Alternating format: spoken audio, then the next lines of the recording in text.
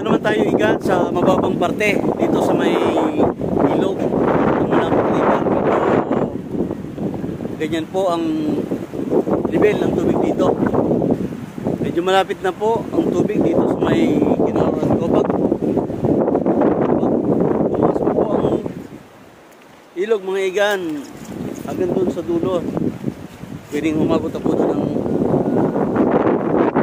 tubig. So, dyan sa kabilang dako mga igan, may mga bahay doon.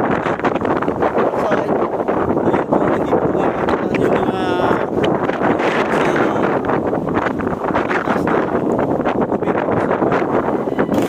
andito tayo ngayon mga igan sa bungad papunta sa Bicol.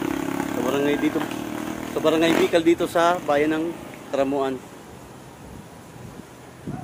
Kung mapapansin niyo mga igan dito sa kalsada, makikita niyo yung pinsala na dala ni Pipito.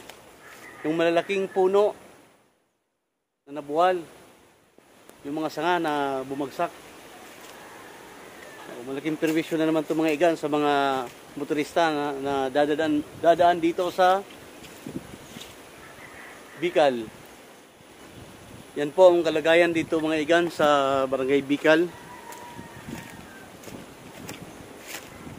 Sa daan papunta ng sentro at papunta sa ibang lugar dito sa Taramuan. Nandito pa rin tayo mga igan sa barangay Bicol. Nandito po tayo sa bungad papunta sa Bicol Port. Ganyan pa rin ang itsura ng daan. Mga puno nagbagsakan. Ito malaking mangga yung nabuwal mga igan. Papunta po yan sa Bicol Port dito sa barangay Bicol. Andito tayo mga igan sa Bicol Port sa barangay Bicol pa rin. Yan po ang dagat dito ngayon. Medyo payapa.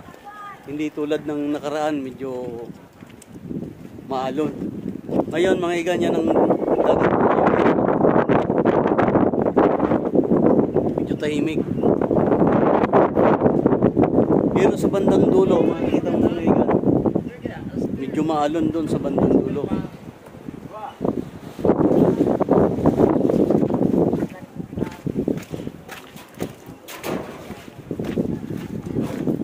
Meron dito mga igan na isang bahay na nabuwal, bumagsak.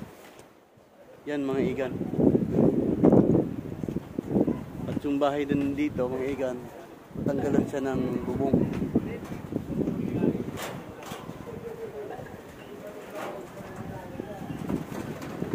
Yan po ang pinsala na dala ni Pipito dito sa Taramuan, dito po sa barangay Bicol.